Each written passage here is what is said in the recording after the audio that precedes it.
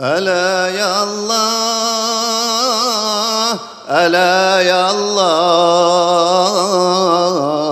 حبيبي يا رسول الله ألا يا الله ألا يا الله ألا يا الله دعوني فالذي يهوى دعاني وأبدى لي من البشرى علامة وأظهر لي غميضات المعاني يقينا عندما كشف اللثام ألا يا الله ألا يا الله حبيبي يا رسول الله ألا يا الله ألا يا الله ألا يا الله سقاني الكاس حفظي من سقاني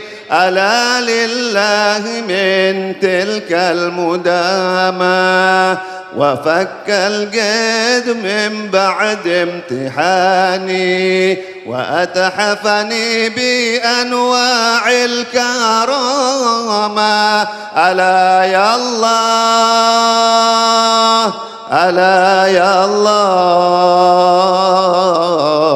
حبيبي يا رسول الله ألا يا الله ألا يا الله ألا يا الله وأوضح في الهوى قصدي وشاني على ورع وجنبني الملامة مضى في العلم والتقوى زماني وفي الأخرى إلى دار المقامة ألا يا الله ألا يا الله حبيبي يا رسول الله ألا يا الله ألا يا الله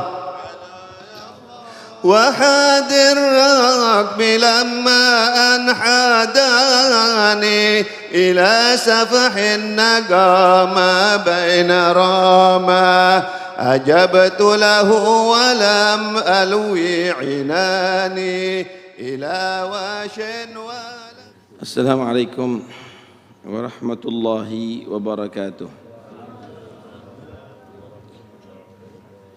بسم الله والحمد لله والصلاة والسلام على رسول الله سيدنا مولانا محمد بن عبد الله وعلى آله وصحبه ومن والاه ولا حول ولا قوة إلا بالله. Para habaib,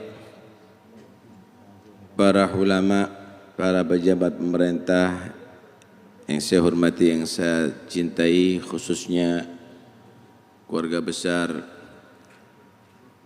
Sayyidina Al-Imam Qutbil Ghath Al-Habib Abu Bakar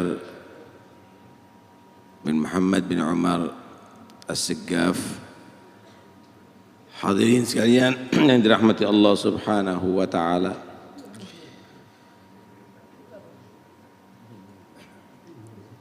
Al-Habib Abu Bakar pernah menyampaikan satu hikayat yang sangat penting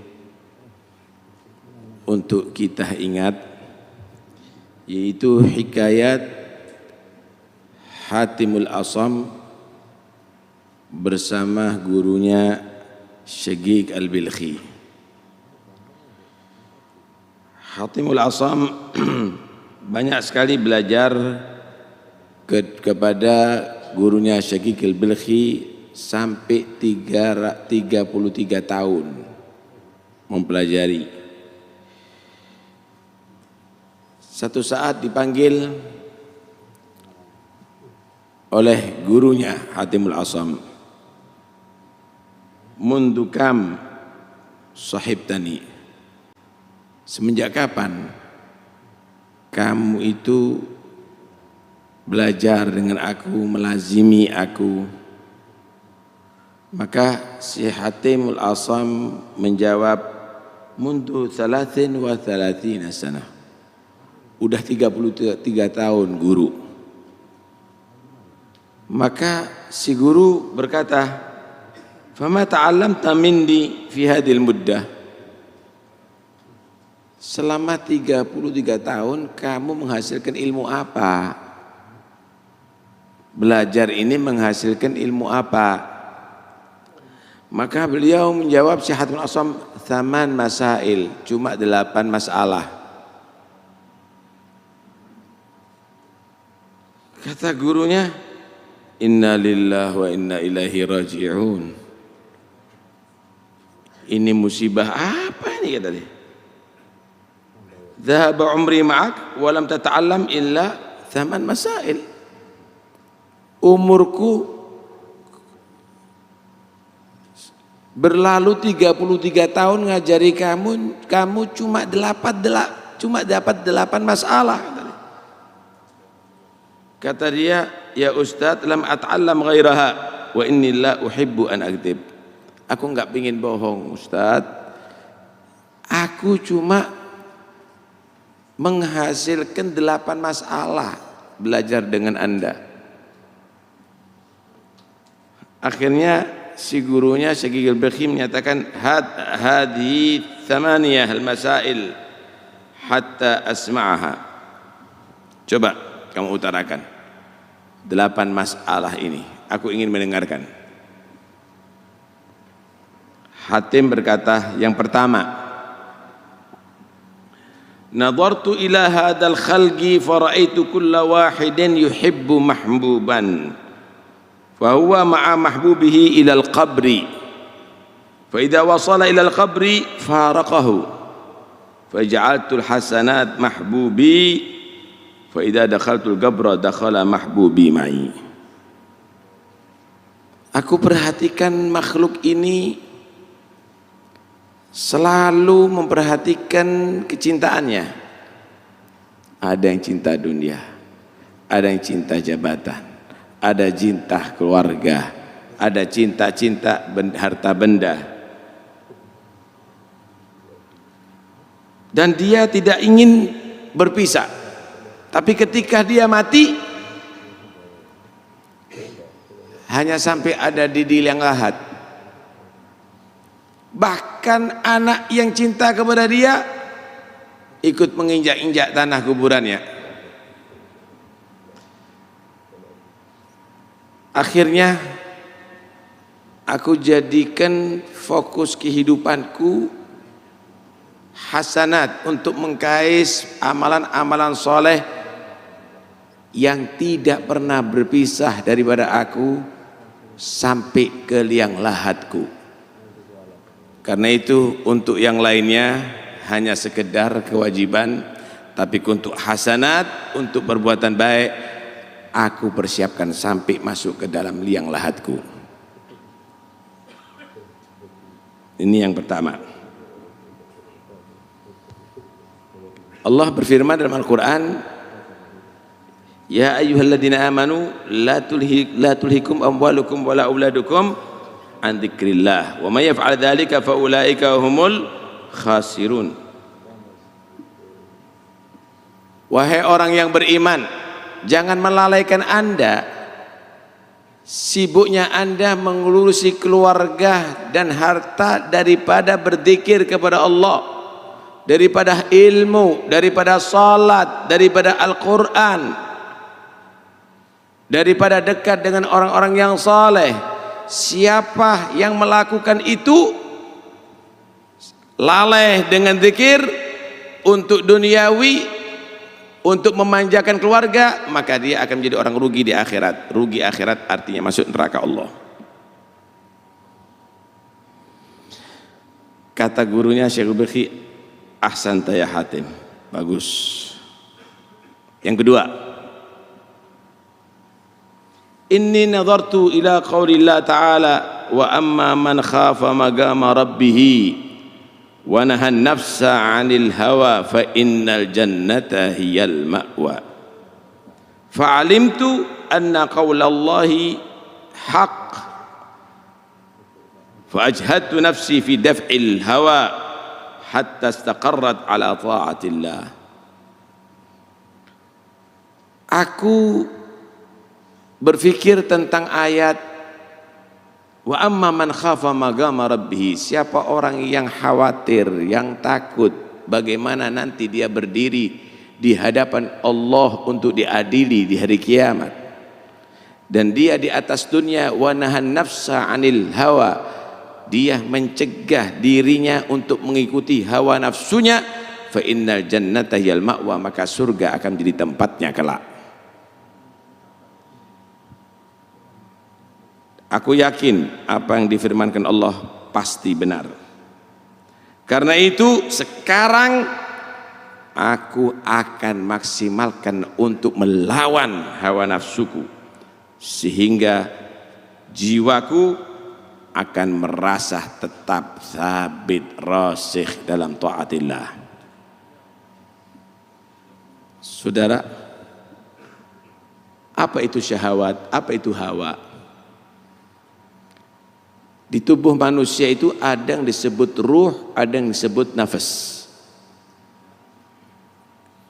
Jasmani manusia ini, jasad manusia ini mengikuti salah satu.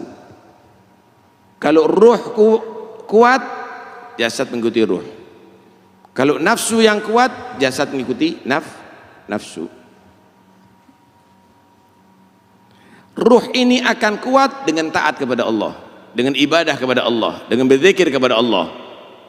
Karena itu ketika orang yang sudah seperti sekelas Al-Habib Abu Bakar, sekelas awliya Allah, sholat ratusan rakaat mudah. Kenapa? Ruhnya kuat. Sekalipun jasad mungkin lemah, tapi dengan kekuatan ruh mereka bisa melakukan itu. Adapun nafsu, kekuatannya itu adalah dengan syahwat. Nggak harus maksiat syahwat, saudara. Kesenangan duniawi, nggak harus maksiat. Main gafleh itu syahwat. PlayStation itu syahwat. Futsal itu syahwat. Nongkrong di kafe itu syahwat. Di warung itu syahwat. Ketika syahwat ini diikuti, nafsu akan kuat. Kalau sudah nafsu itu kuat, maka jasad akan mengikuti. Sekalipun dia punya cucu, tetap main syatraj, main catur, saudara. Apalagi fil maksiyah, apalagi dalam mukhalafah, dalam perbuatan dosa. Na'udzubillah min dzalik. Karena itu lawan nafsu kita, jangan diikuti, sehingga kenikmatan Anda dalam taat kepada Allah karena kekuatan ruh yang ada dalam diri Anda. Siapa orang yang takut dalam pengadilan Allah dari kiamat, dan dia di atas dunia betul-betul memerangi hawa nafsunya, tidak mengikuti hawa nafsunya, maka surga menjadi tempatnya nanti ada di akhirat. Kata gurunya, ahsanta. Yang ketiga, anni nadartu ila hadal khalaq fara'aitu kulla man ma'ahu syai'un lahu qimah wa miqdar rafa'ahu wa hafizahu. Thumma nadartu ila qaulillah ta'ala ma 'indakum yanfad wa ma 'indallahi baq. Fa kullu ma waqa'a ma'i syai'un lahu qimah wa miqdar wajjahtuhu ila Allah liyabqa 'indahu mahfudha. Aku melihat makhluk ini sangat, dia tadi itu menjaga dan menghargai barang yang bernilai. Duitkah, dolarkah, emaskah, berliankah, dijaga sama dia. Tapi setelah aku menelaah di Al-Quran nyatakan ma indakum yanfad, barang yang kamu anggap berharga itu kalau pada diri kamu habis, wa ma indallahi baq, tapi kalau kamu simpen di sisi Allah kekal sampai di akhirat kamu akan ketemu. Karena itu semua yang aku anggap berharga aku jadikan celengan aku ada di akhirat, tabungan aku ada di akhirat supaya menjadi kekal nantinya. Mau antum? Fulusnya antum yang antum hargai itu keluarkan indallah, nggak akan sia-sia antum. Bak itu akan kekal. Tapi semenjak masih ada di tangan kamu, yanfat itu akan habis, saudara. Kehidupan sederhana cukup bagi kita, tetapi kehidupan di akhirat jangan serba kekurangan, saudara. Jadikan itu sebagai zat, sebagai bekal untuk kamu ada di akhirat. Jangan kamu miskin ada di akhirat, kamu akan celaka. Hidup dalam keadaan sederhana di dunia, tapi anda kaya amal, kaya sedekah, kaya zikir, kaya ibadah kepada Allah Subhanahu wa ta'ala. Warabi'ah,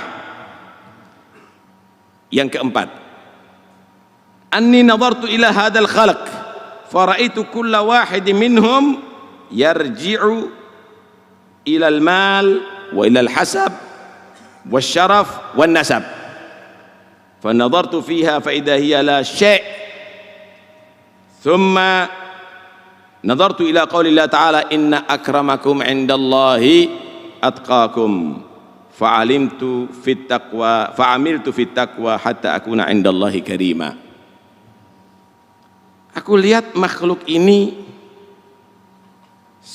hampir semuanya kembalinya cuma cari kemuliaan lewat harta, lewat kedudukan, lewat turunan.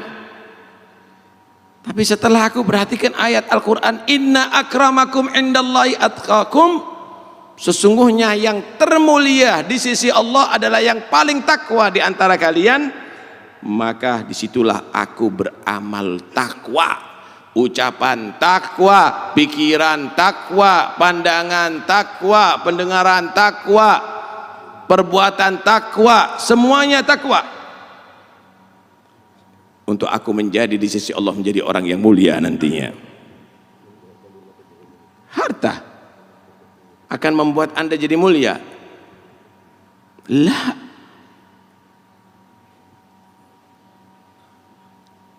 Tabbat yada abi lahabin wa tab ma aghna anhu maluhu wa ma kasab.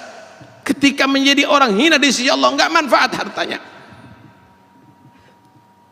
Kedudukan menjadikan anda mulia?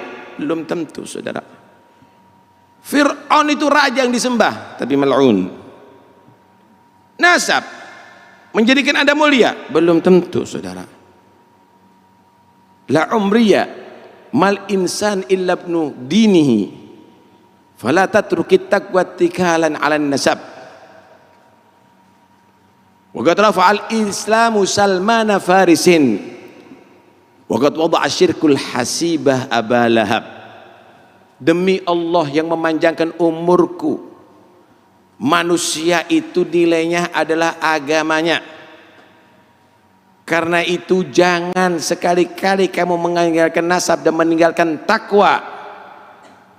Lihat bagaimana nasab tidak kurang bagus, tapi cinta kepada Nabi, cinta kepada keluarga Nabi adalah kuat, maka diangkat derajatnya Salman Farisi, seorang ajam. Tapi bagaimana nasab bagus, pamannya Rasulullah, tapi karena dia tidak meninggalkan takwa menjadi syirik, maka jatuh nilainya, saudara. Awas, hati-hati. Thumma la taghtarra bin nasabi la wala tagna' bikana abi wattabi' sunnata khairi nabi Ahmad al-Hadi ila sunani. Jangan sekali-kali kamu itu tertipu dengan nasab. Enggak cukup menjadi anak cucu yang menyatakan ayahku, ayahku, dan ayahku. Ikuti sunnahnya Nabi, ikuti ajaran Nabi, maka kamu akan mulia ada di situ. Ini Habib Abu Bakar bukan mengandalkan nasab aja, tapi beliau mewarisi hal datuknya. Beliau menjadi khalifah daripada salafnya. Ini kemuliaan, saudara. Ini kemuliaan. Mudah-mudahan kita jadikan anak cucu yang bisa mewarisi hal daripada datuk-datuk kita. Yang kelima, aku melihat makhluk ini satu sama lain saling menyerang. Saya artikan aja langsung. Melaknat satu sama lain. Tahukah Anda kenapa mereka saling menyerang, saling melaknat, saling mencaci? Karena penyakit hasad, penyakit dengki. Maka aku melihat, merenungkan firman Allah, nahnu qasamna bainahum ma'isyatahum fil hayatid dunya. Aku Allah yang sudah membagi dalam kehidupan mereka di dunia. Ada yang kaya, ada yang melarat, ada yang alim, ada yang tidak alim, ada yang jadikan punya nasab syarif, ada yang jadikan orang bukan nasab syarif. Yang bagi siapa? Allah. Kenapa saling membenci? Hasad. Maka disitulah aku tinggalkan penyakit hasad ini dan aku cintai semua makhluk yang ada ini karena mereka telah dijadikan oleh Allah bernasib macam-macam. Tinggal satu musuh saya, yaitu setan yang mengadu domba kita, yang membuat kita hasut satu sama lain. Ini setan ya ikhwani. Kita ini satu saudara, kita ini satu saudara. Setan yang membuat hasut kepada kita. Karena itu awas, hati-hati. Dan penyakit hasud ini penyakit yang sulit untuk dihindari. Karena itu dikatakan kullul adawati qad turja izalatuha illa adawata man adaka an hasadi. Semua permusuhan itu bisa dibereskan, bisa didamaikan. Tapi kalau permusuhan karena hasud tidak bisa didamaikan, saudara.